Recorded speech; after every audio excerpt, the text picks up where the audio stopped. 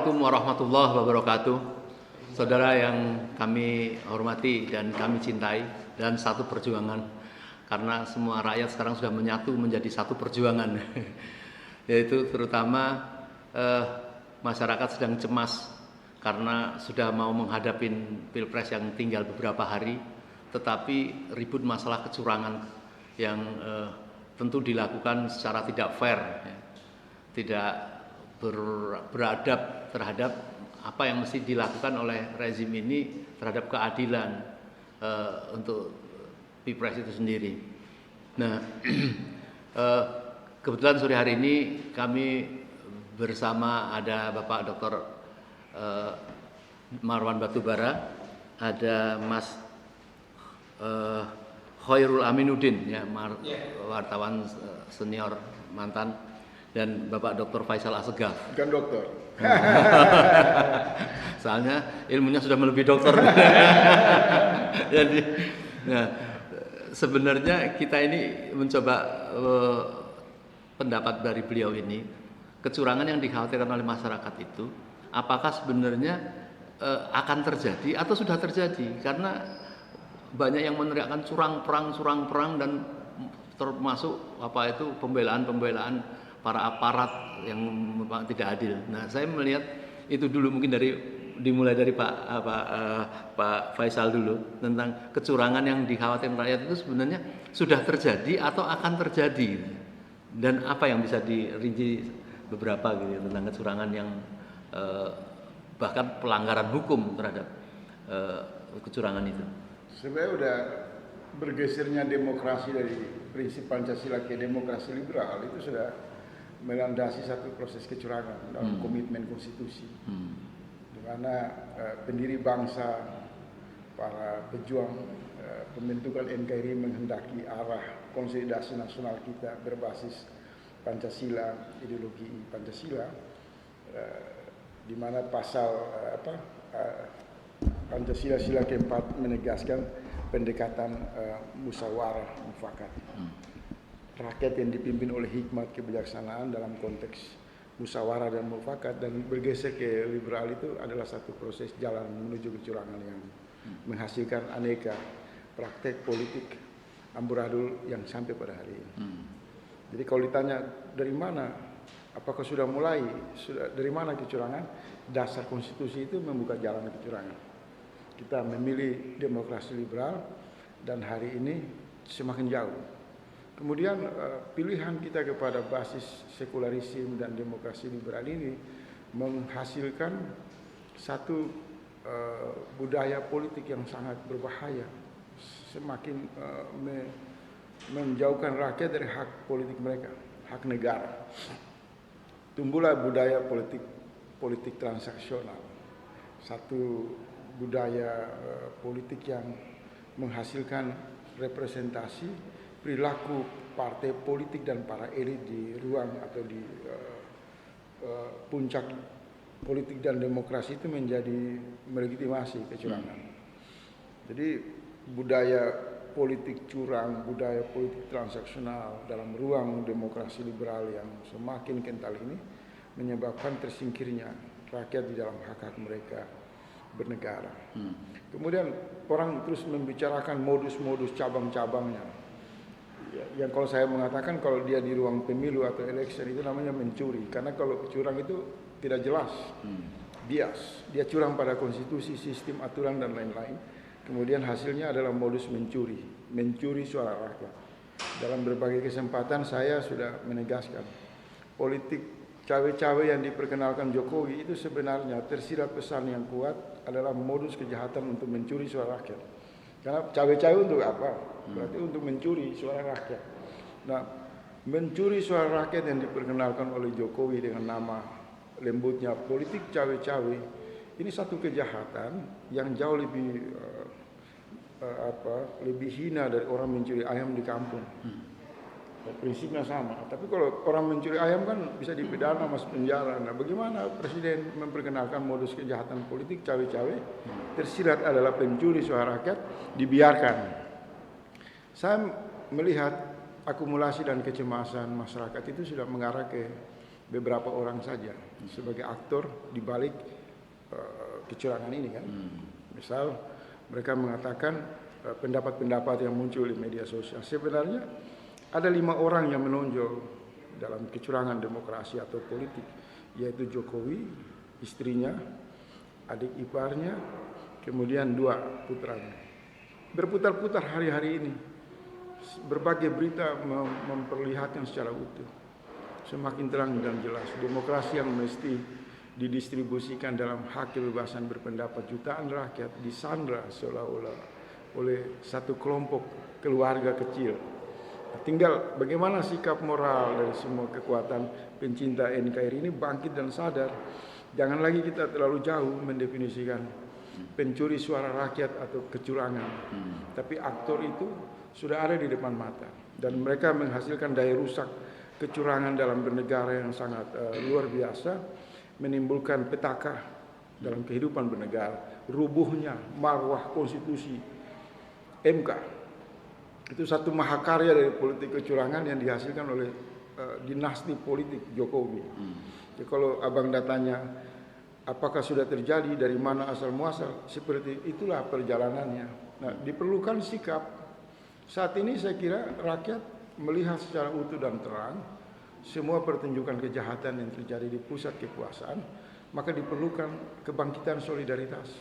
Harus membuang ego, membuang semua diskusi-diskusi yang panjang, kajian-kajian yang terlalu bias, fokus kepada menyatukan seluruh elemen bangsa, berdiri dalam satu kekuatan nasional untuk menghentikan negara tidak boleh dicurangi oleh satu praktek politik dinasti yang diperkenalkan oleh Jokowi dengan nama barunya politik cawe-cawe yang korbannya sekarang berjatuhan di mana-mana. Orang belum coblos TPS-nya sudah ada kertas suara yang dicoblos. Alat-alat negara dimobilisasi, oknum-oknum bekerja liar untuk kepentingan 5 orang ini kan, dan partai-partai tersandra. Jadi ini satu pertunjukan drama politik yang sangat gelap, di ruang yang sangat senyap, di gorong-gorong yang menakutkan. Harus dihentikan. Jadi kalau suara-suara yang muncul dari para tokoh nasional menggulirkan solusi bahwa penghentian kecurangan itu adalah dengan memakzulkan Presiden Jokowi, saya kira itu solusi yang agak susah untuk dihindari. Karena memang orang bersepakat ikan itu busukan dari kepala. Kalau kepalanya bermasalah ya dipotong itu kepalanya supaya badan-badan ikan sampai ke ekor itu tidak. Sebenarnya yang dikhawatirkan akibat dari kecurangan itu apakah sekedar dia memenangkan dengan curang, atau yang berbahaya adalah kekuasaan yang hasil kecurangan itu akan melakukan kebijakan yang sangat lebih berbahaya bagi Indonesia. Jadi tadi saya petakan ada 2 prinsip ya. Kalau saya mungkin kalau salah dikoreksi.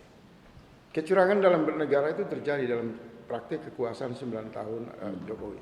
Macam-macam di sana. Curang terhadap kebijakan, curang terhadap rakyat, ulama-ulama didiskriminasi, terjadi kriminalisasi, berbagai kekacauan, utang luar negeri, perampokan sumber ikan alam. Ini adalah kecurangan. Yang dalam bahasa rakyat itu mencuri. Kekuasaan menggunakan kewenangan dengan melakukan pencurian terhadap hak-hak rakyat. Kemudian muncul namanya election atau pemilu. Ini cuma satu ruang saja.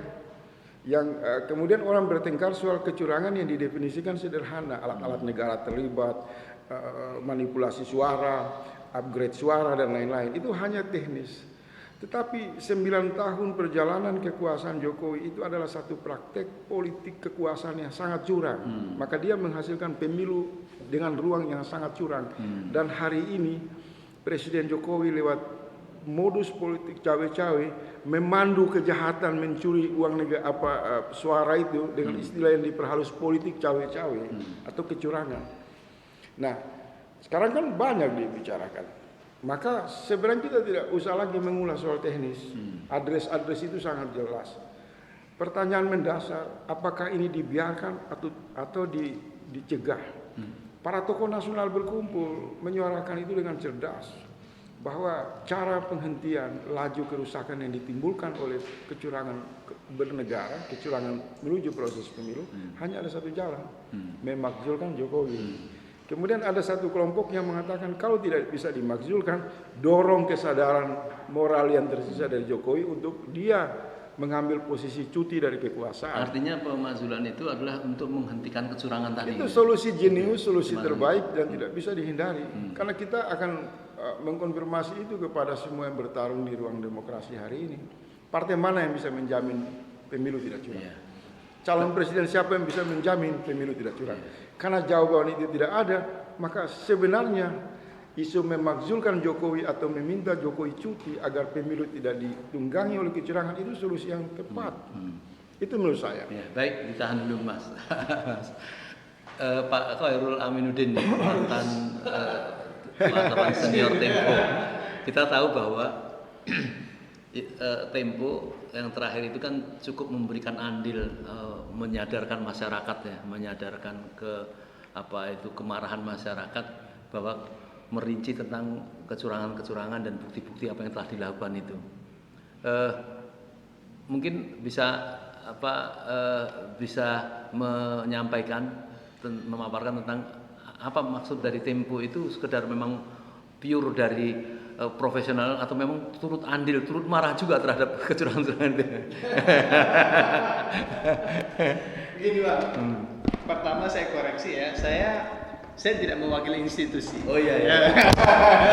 Bisa Karena saya ini kalau orang Melayu bilang sudah laskar tak berguna, udah pensiun, udah selesai. Jadi begini, saya tidak melihat dari sudut pandang salah satu media, alumni saya.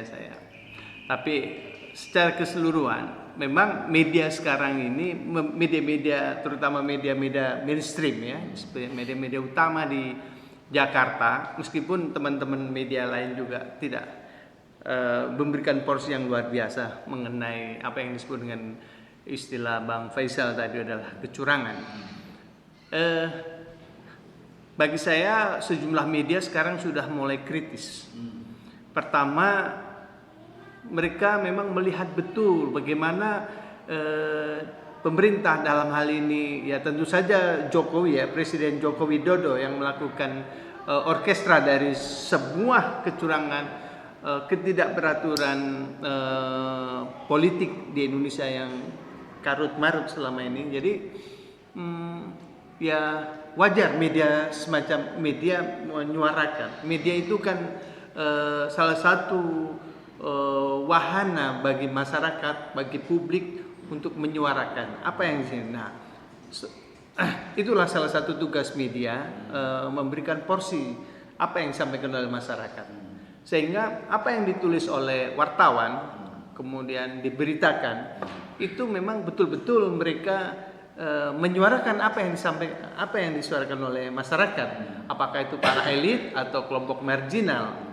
Kelompok marginal misalnya merasakan loh, ini kok pasangan 01, 02, 03 kok ada di antara tiga kontestan politik 2024 ini kok ada yang dianak emaskan. Kalau saya boleh mengutip apa yang disampaikan oleh Bang Faisal, ini semua menguntungkan kelompoknya, yang kelompok Jokowi, di mana tadi disebut oleh Jokowi dan keluarganya. Nah, media melihat ini gitu loh, kemudian disuarakan. Kebetulan wartawan itu kan punya kemampuan menulis, kemampuan melihat, dia memiliki insting, dia memiliki naluri loh, ini nggak benar ini, maka dia tulis.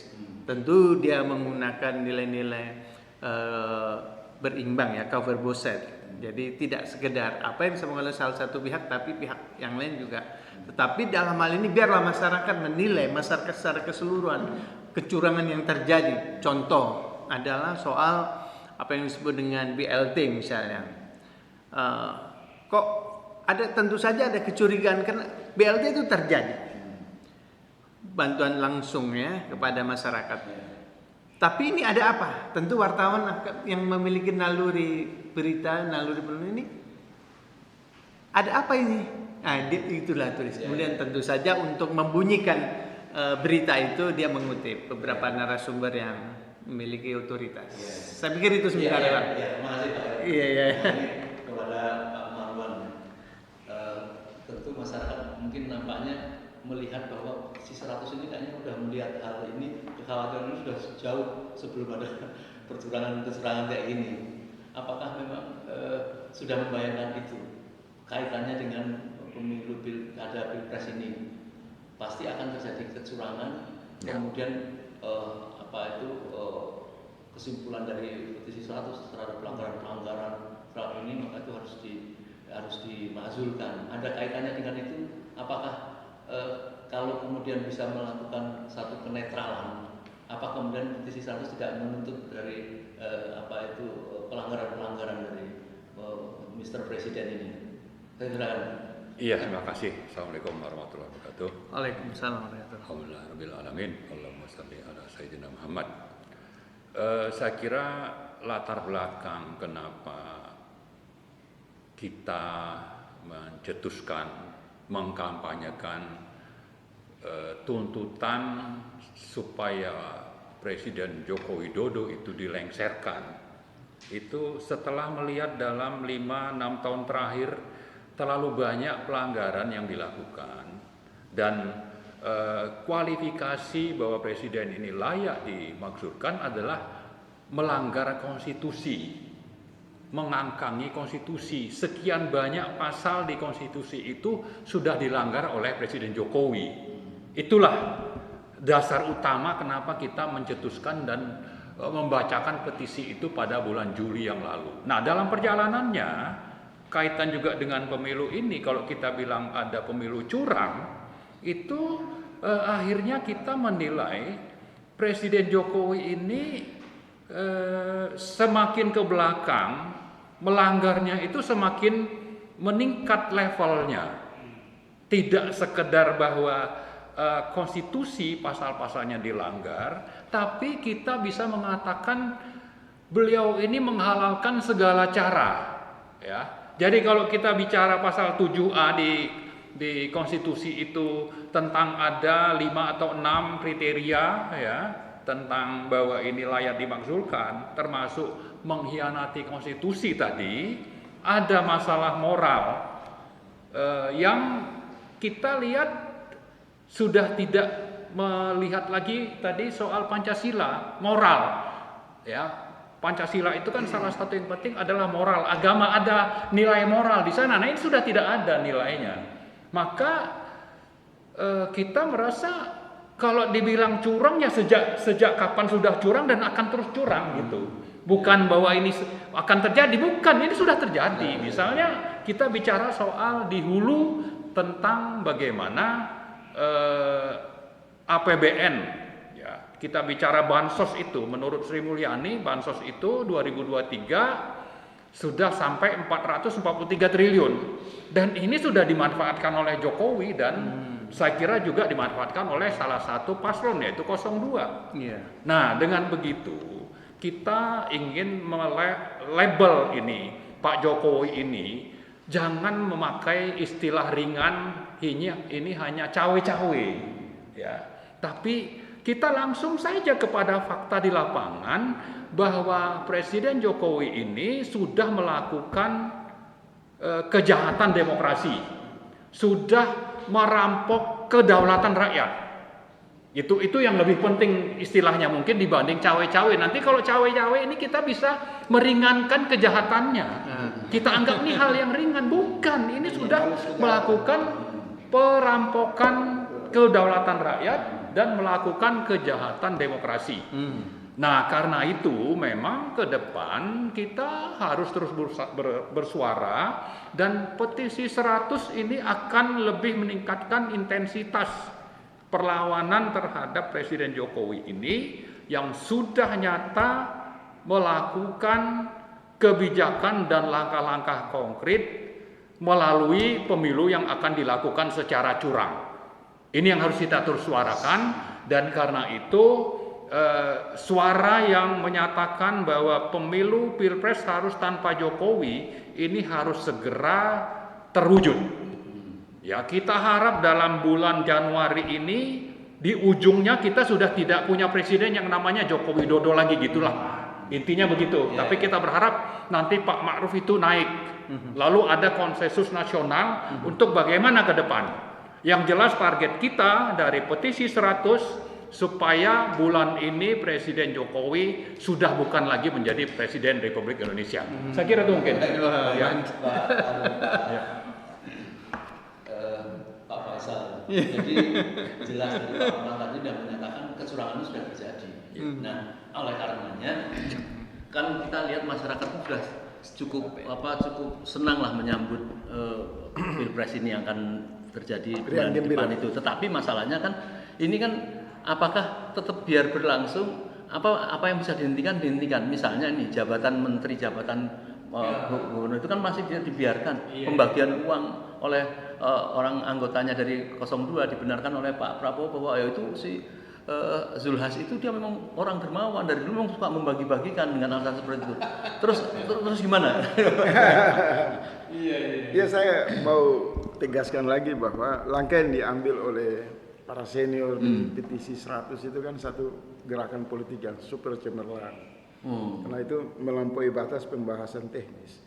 Karena tadi dibilang oleh Bang Marwan itu terkonfirmasi bahwa memang proses sejak awal Jokowi dipilih dan berjalan 9 tahun itu kan satu proses kekuasaan yang curang, yang dirasakan dengan aneka kebijakan-kebijakan yang merugikan rakyat dengan segala macam kekacauan. Maka kemudian rakyat dengan cerdas dibimbing oleh para tokoh nasional ini menyederhanakan masalah. Kalau dalam 9 tahun dia bermasalah, maka dia akan menghasilkan satu produk pemilu yang super curang. Berarti tidak ada harapan. Itu kan kalau saya membaca dari pikiran-pikiran cemerlang para tokoh-tokoh nasional yang bergabung di petisi 100. Oleh sebab itu mereka menyadarkan kita semua dan seluruh rakyat, karena produk ini akan menjadi arena curi-mencuri dan dibiarkan oleh seluruh instrumen yang diberikan kewenangan, maka solusi yang paling terbagus adalah memakzulkan Jokowi. Pertanyaannya, apakah Jokowi itu sudah turun? Menurut saya secara moral ketika datangnya berita besar yang digaungkan oleh 100 tokoh dalam petisi 100 itu mengatakan Jokowi harus dimakzulkan, secara moral Jokowi sudah tidak ada. Jokowi sudah dilucuti legitimasinya. Sebenarnya bahasa yang tersirat di balik pernyataan secara moral ya, pemakzulan Jokowi itu berarti bahasa yang tersirat di belakang adalah pesan kuat bahwa dia seorang pembohong, dia seorang penjahat demokrasi. Kami sudah tidak percaya lagi kepada Jokowi.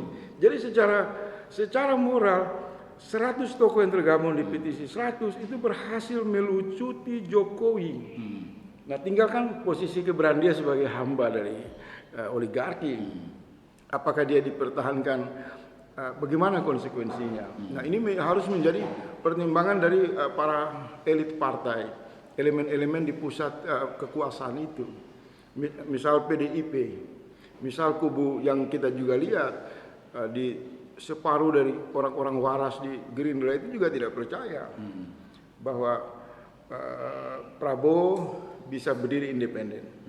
Begitu juga Demokrat, PAN, terlihat di sana mereka lebih mengirim sinyal dalam hati nurani mereka. Suara petisi 100 itu sebenarnya suara kebenaran, suara akumulasi dari rasa kebersamaan yang ingin menghendaki berhentinya kekuasaan.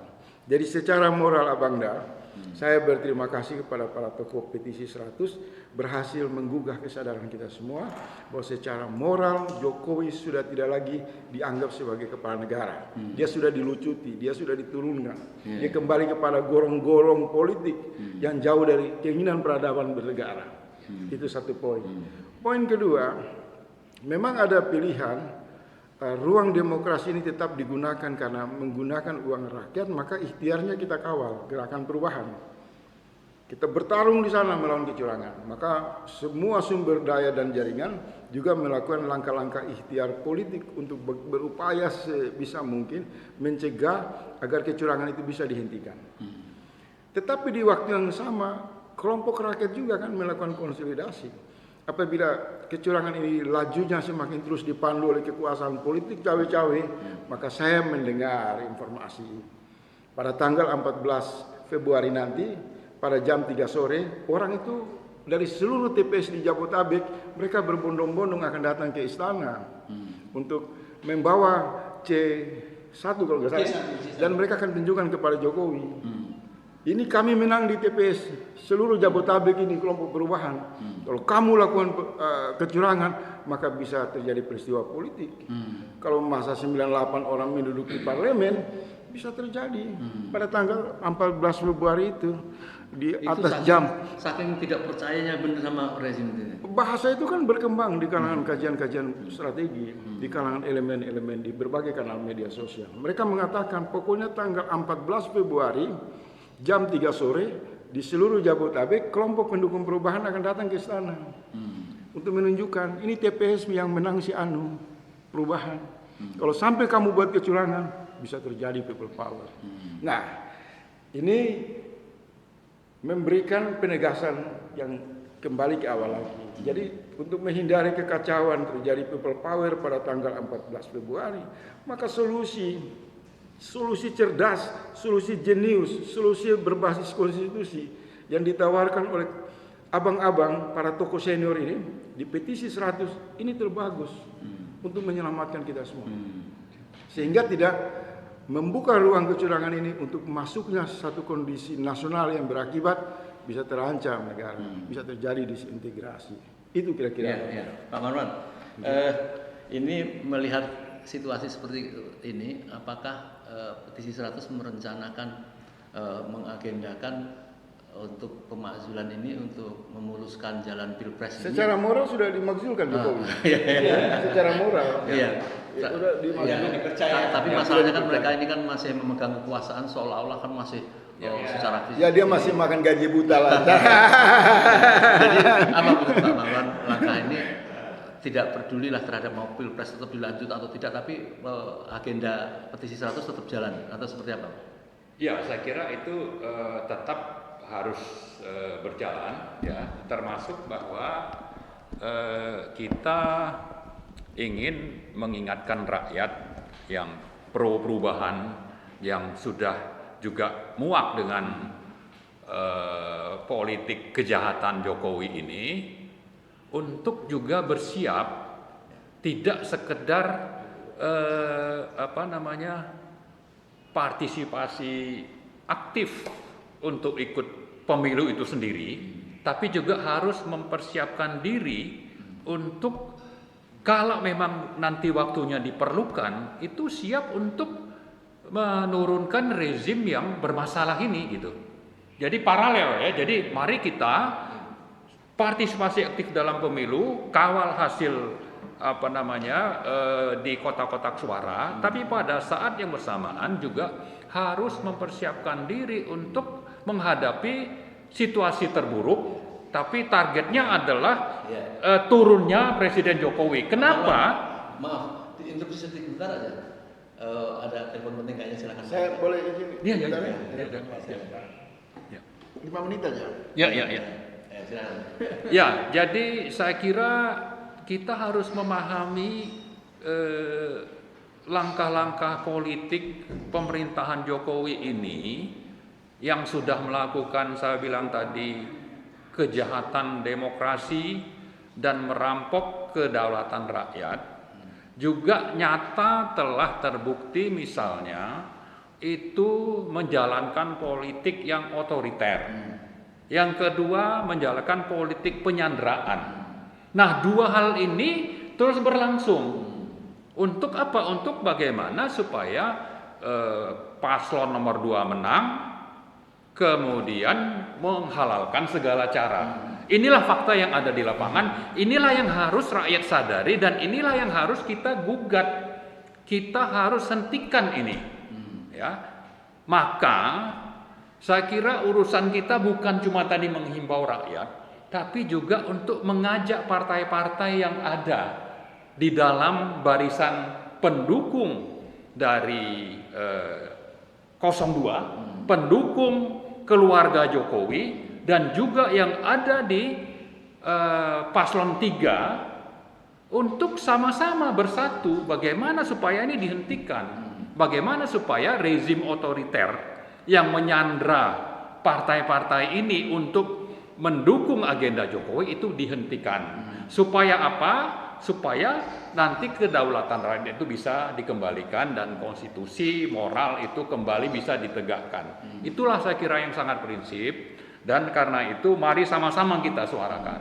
Ini cawe-cawe jangan dianggap cawe-cawe, tapi kejahatan tingkat tinggi terhadap kemanusiaan, kepada Pancasila, kepada Undang-Undang Dasar.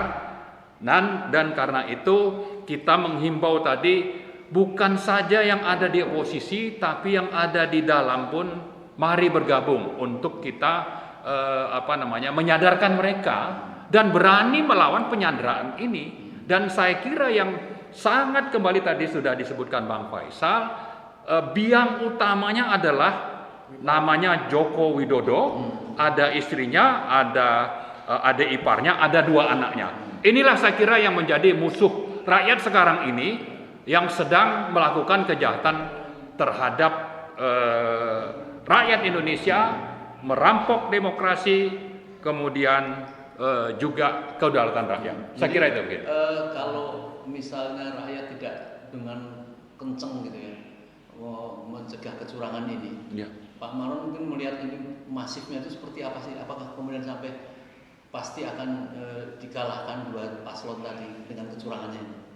Saya kira karena memang dia merasa confident di satu sisi, lalu dia punya aparatus yang memang juga di sana, lalu uang dana itu dia kuasai, dia sangat confident untuk bisa memenangkan ini. Nah, tapi kalau kita misalnya sudah menyatakan sikap tadi secara moral, Anda sebetulnya bukan presiden lagi, ya, kemudian oposisi kita siapkan tidak hanya bicara pemilu tapi juga melakukan perlawanan. Kemudian partai-partai yang ada di pemerintahan itu juga kita sadarkan, kita ajak bergabung untuk kembali kepada Pancasila dan Undang-Undang Dasar 1945.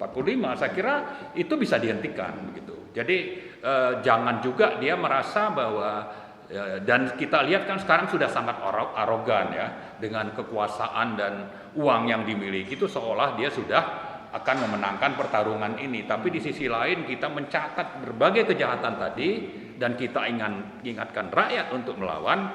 Saya yakin justru yang akan terjadi adalah apa yang selama ini dituntut oleh petisi 100, bahwa Jokowi itu akhirnya akan pulang kampung ke Solo. Saya kira begitu. Ya, baik. Sebelum menutup Pak Faisal, mungkin Pak Khairul dulu. Saya mendengar dari teman-teman Tempo juga sempat ngomong bahwa bahkan mengatakan wah kemungkinan bulan depan kita nggak gajian, karena ternyata orang-orang yang masang iklan di Tempo bukannya diancam juga sampai seperti itu. Diancam itu bukan masyarakat atau bukan amanah desa, tetapi ternyata wartawan. Ya. Enggak. Itu sekali lagi saya tidak mewakili Tempo ya, meskipun saya pernah dibesarkan di situ ya. Memang saya pernah mendengar selentingan bahwa Tempo ini kan sebuah media yang kritis ya. Memang para jurnalisnya memang disiapkan oleh para senior dulu itu, sehingga barangkali para cukong, para oligarki, para perampok uang negara yang ditekan oleh, sekali lagi, oleh Joko Widodo ini, presiden yang menurut Bang Marwan dan Bang Faisal sangat otoriter. Tekan, kalau lu nggak mau, ini jangan pasang di media yang kritis ini. Mungkin bukan hanya Tempo, mungkin ya. Itu ya. Saya ingin lompat sedikit boleh. Tapi itu media itu kan zaman dulu mungkin bahwa media itu iklan yang menjadi salah satu nafas media itu kan iklan ya. Tapi kan sekarang tidak. Kayak abang punya media podcast ini kan bukan hanya, tidak harus dengan iklan kan, dengan orang YouTuber. Bukan alat makan ini. Iya, artinya media itu sekarang, misalnya beberapa platform media online itu kan tidak harus mengandalkan iklan, tapi dia mengandalkan satu subscriber atau apalah. kemudian iklan itu datang sendiri melalui Google ya. Itu dari sisi tadi saya ingin kembali kepada masukan dari sebuah media.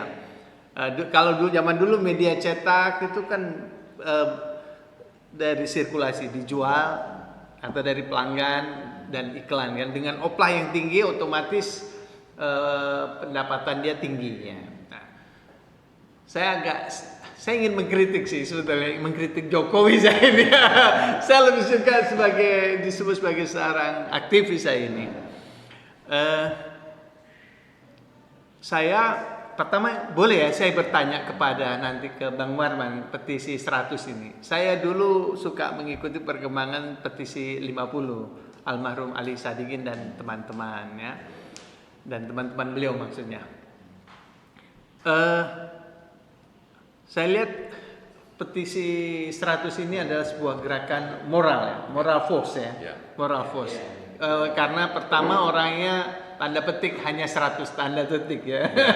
Mungkin nanti akan berkembang menjadi 100.000. Itu tolong disampaikan nanti boleh ya saya bertanya ya. Saya bertanya. Yang kedua nanti kita diskusi saja bahwa saya bingung dengan seorang Joko Widodo ini yang begitu dahsyat, kuat menipu, membohongi rakyat. Ada 240 juta rakyat yang dia bohongi. Dia gila-gilaan ini orang.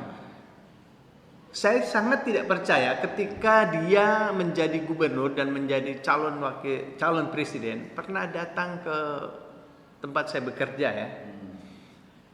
Saya ketemu beliau. Begitu dengan penampilan yang sederhana, minum kopi seadanya, terus saya lihat mau menjadi imam sholat maghrib. Saya bilang, saya minta maaf ya, persyaratan menjadi imam itu kan, imam sholat itu kan harus terpenuhin gitu loh.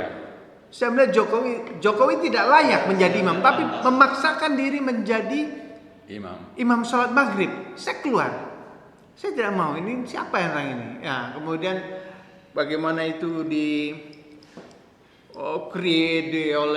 fabrikasi oleh pendukungnya, akhirnya dia yang suka main ke gorong-gorong jadi gubernur, akhirnya terpilih menjadi presiden. Saya bukan pendukung Jokowi sejak 2014 dan 2019.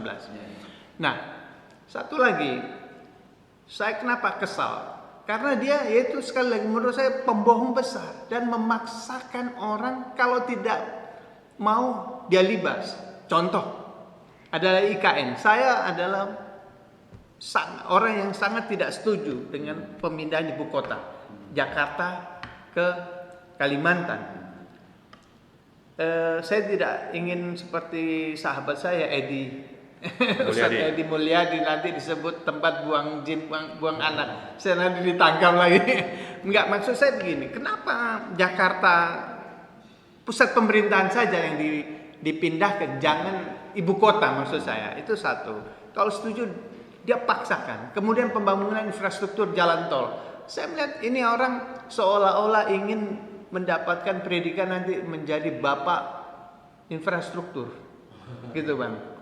Nah, jadi sorry agak lompat-lompat ya. Tapi satu hal lagi, ini saya saking kesalnya sebenarnya itu, bahwa satu lagi ini kesempatan saya mengkritik para jenderal yang mendukung Prabowo ini. Gitu kan, yang dulu oleh Agung Gumelar dan teman-temannya para jenderal itu yang dulu menghukum Prabowo sebagai orang yang pelanggar HAM berat sehingga dikeluarkanlah oleh ini Dewan Kehormatan Perwira ya. Dia adalah terbukti menculik, melakukan sebuah kegiatan yang di luar TNI gitu, ABRI waktu itu ya. Nah, kenapa Jenderal si Agung Gumelar, Jenderal SBY di situ, susulnya Bambang Yudhoyono yang kata si SBY pernah, saya dengar kabar pernah mukulin SBY waktu masih menjadi taruna sehingga tidak lulus. Yang mestinya tahun 73 lulus, dia tahun 74 Prabowo ini. Kemudian kenapa orang-orang itu termasuk Jenderal Wiranto sekarang bergabung dengan Prabowo, yang dimana dia anak buah dia itu, si Prabowo itu dicopot pangkatnya di sini, diberhentikan. Sebagai berhentian tidak terhormat, sekarang didukung, dia eluk-elukan. Bagaimana? Apakah dia takut oleh Jokowi seperti tadi di Sandra? Saya pikir itu kritik saya, Bang. Silakan. Terima kasih. Beliau udah selesai nih. Kalau nggak penting mesti nggak meninggalkan juga. Iya. Gak apa, nanti kita dapat bocoran aja. Jadi kita tahu bahwa Mas Faisal ini sangat sayang pada negeri ini ya, cinta keadilan, sehingga kalau seperti itu mengekspresikannya betul memang keras. Jadi kerasnya itu karena marah terhadap orang yang paling dikenal itu kan beliau ngamuk-ngamuk tentang Erick Thohir. Orang rasa terwakili kepuasannya. Nah, apa kemudian nasihat pada masyarakat menghadapi situasi Pilpres yang akan segera berjalan ini? Dan tentu Mas Faisal sangat sedih sekali ya melihat masyarakat sudah bertahun atau berbulan-bulan ini memperjuangkan dengan pikiran, harta dan segala macamnya, tahu-tahu cuma dicurangi ceplek gitu. Apa nasihat Pak Asgaf? Saya pikir di ujung acara ini saya mau menegaskan dengan tulus dan apa adanya. Sebagai rakyat, ketika kekuasaan itu dipertunjukkan secara ugal-ugalan, secara norak oleh Jokowi, kemudian rakyat menghendaki representasi dari tokoh-tokoh nasional tampil, minimal secara moral mereka menggaungkan, membunyikan pesan yang kuat, mewakili kesadaran publik, dan itu dilakukan secara cemerlang, secara bagus oleh para tokoh yang tergabung di petisi 100. Itu satu lompatan pemutahiran politik. Jadi kalau ditanya apakah pernyataan memakzulkan yang digulirkan oleh petisi 100, Jokowi sampai hari ini belum turun. Memang secara fisik dia masih makan gratis sebagai presiden, tapi secara moral itu sudah jatuh. Legal standing udah nggak ada. Sudah dikembalikan dia ke gorong-gorong politik, di mana tidak lagi memiliki nilai apapun. Nah, kita mengkonfirmasi efek dari lompatan kecemerlangan politik yang dibikin oleh politisi petisi 100. Terjadilah di kanal-kanal media sosial orang hari ini berani mengatakan memang benar dia seorang pembohong, dia seorang yang curang, dia hanya untuk memikirkan semua sumber daya negara hanya untuk satu anak, demi meloloskan anaknya jadi wakil presiden. Jadi suara moral ini kalau tidak diikuti dengan langkah tegas konsolidasi partai politik di parlemen untuk menghentikan dia menggunakan hak-hak konstitusi yang tersedia, maka pertanyaan berikutnya, bagaimana reaksinya kemudian? Saya menduga ketika Jokowi turun, petisi 100 itu akan lebih jauh bersama rakyat, jutaan rakyat, mengatakan akan terbuka pengadilan-pengadilan yang ada untuk kemudian mengkonfirmasi kesalahan-kesalahan praktik kekuasaan yang dilakukan oleh Jokowi. Jadi tidak berhenti pada Jokowi turun, secara moral ini berhasil melucuti Jokowi dan hanya menunggu waktu pada bulan Februari di mana Jokowi akan mengalami demosioner. Dia bukan lagi presiden. Maka pada bulan Oktober, petisi 100 dan jutaan rakyat dan seluruh elemen bangsa, mereka akan menggunakan lompatan penegakan hukum lewat jalur-jalur penegakan hukum yang ada.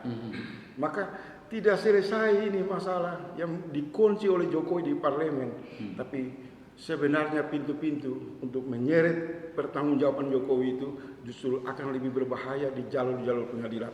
Nah, suara-suara itu muncul.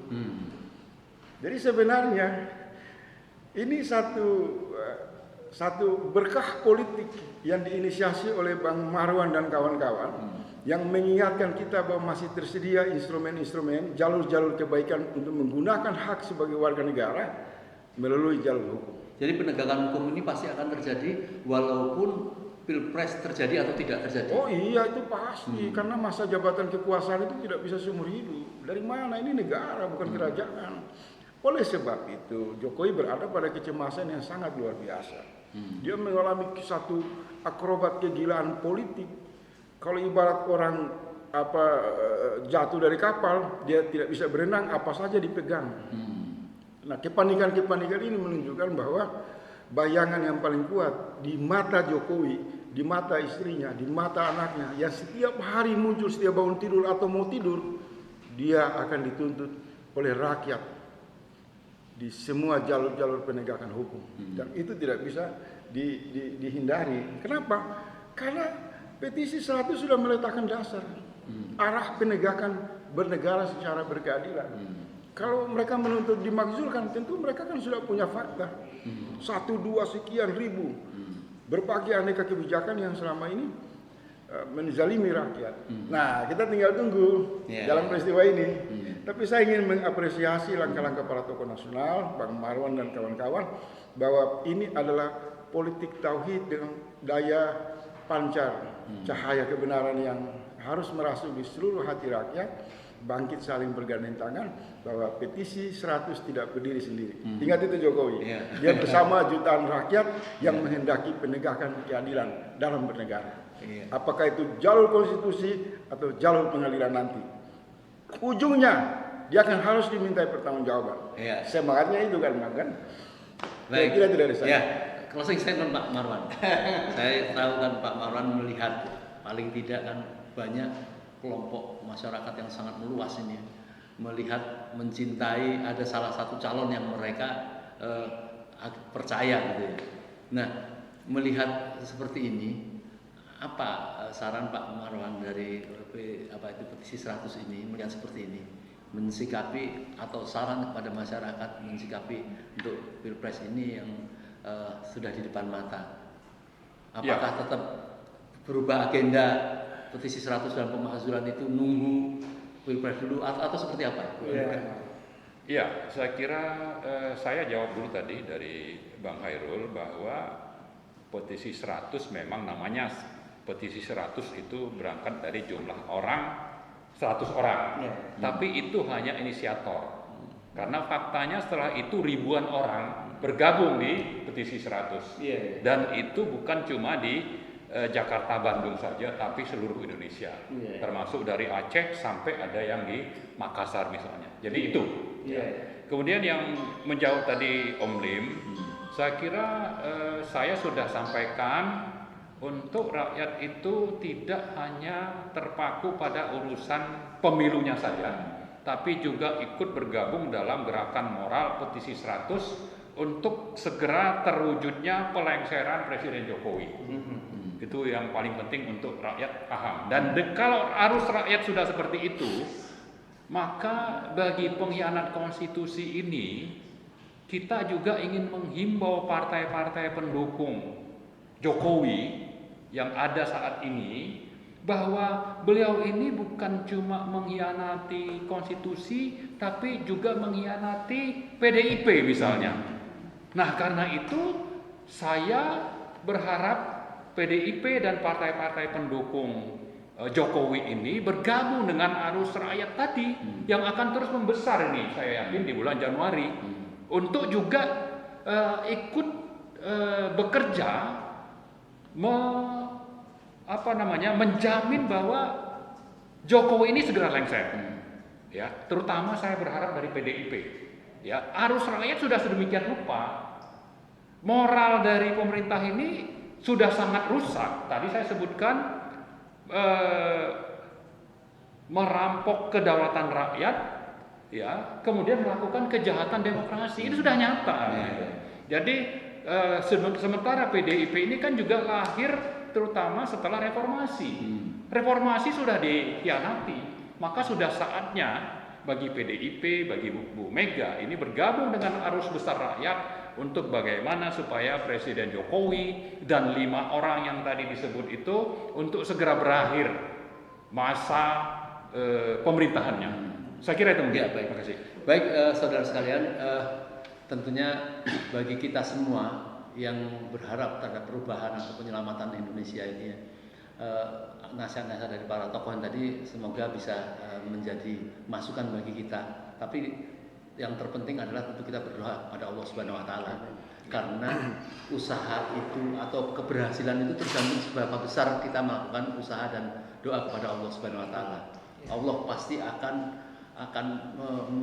menghindari umatnya yang tidak mau ada kezoliman dan berusaha menghindari, kemudian tidak mungkin Allah mendiamkan itu. Dan kita berdoa pada Allah, insya Allah dalam bulan-bulan ke depan ini sudah ada perubahan paling nggak di bulan Februari. Saya kira mungkin itu. Billahi taufiq wal hidayah. Assalamualaikum warahmatullahi wabarakatuh. Waalaikumsalam warahmatullahi wabarakatuh. Siap.